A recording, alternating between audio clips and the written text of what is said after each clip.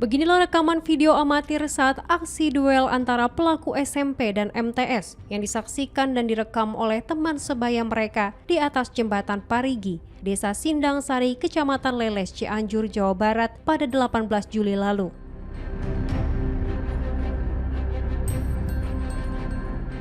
Namun nahas, aksi duel tersebut berujung maut.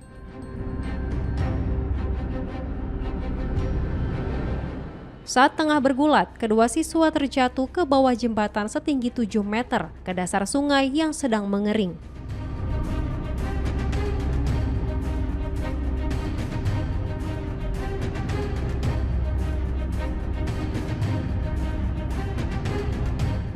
Akibat insiden tersebut, kedua siswa mengalami patah tulang di bagian lengan dan sempat dilarikan ke Rumah Sakit Pagelaran untuk mendapatkan perawatan medis.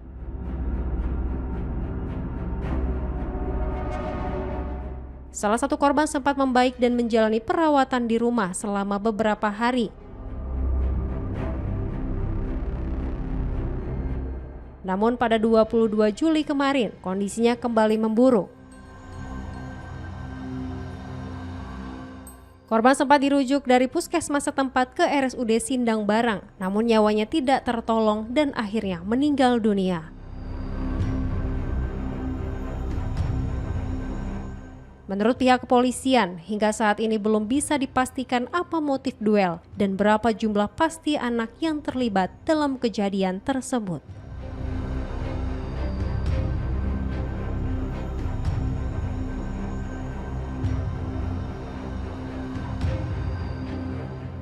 Namun sebanyak 13 orang anak saat ini sedang dimintai keterangan oleh Unit Perlindungan Perempuan dan Anak Satreskrim Polres Cianjur untuk mengungkap motif sebenarnya. Adanya video viral dugaan aksi duel pelajar ini seperti apa tindakan dari pihak kepolisian?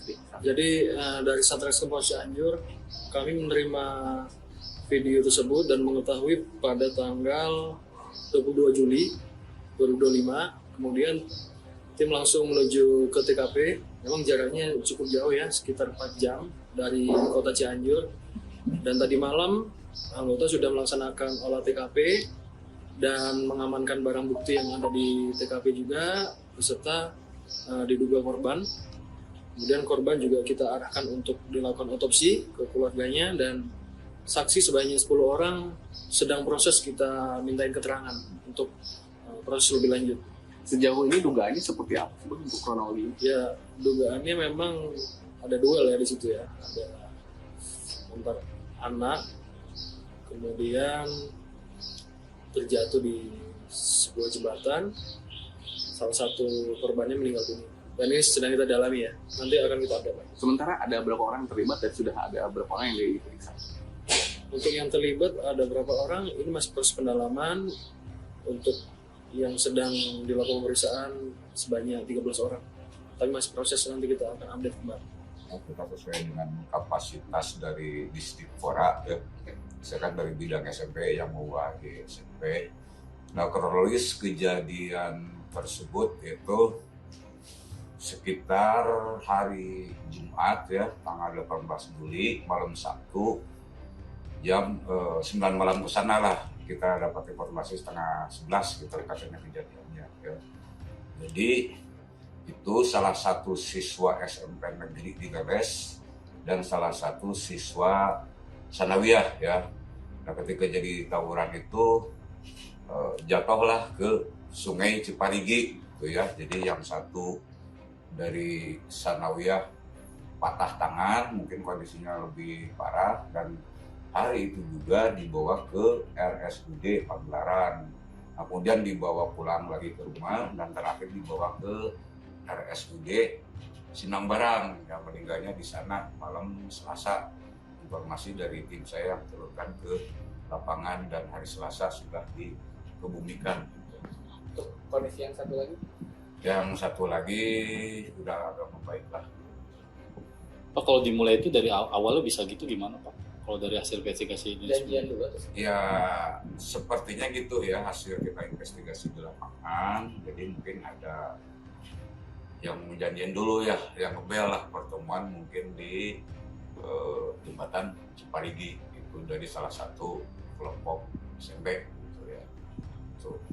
Terus apa itu yang dari suara yang dia nyuruh-nyuruh itu apakah memang dia kelas lain atau gimana?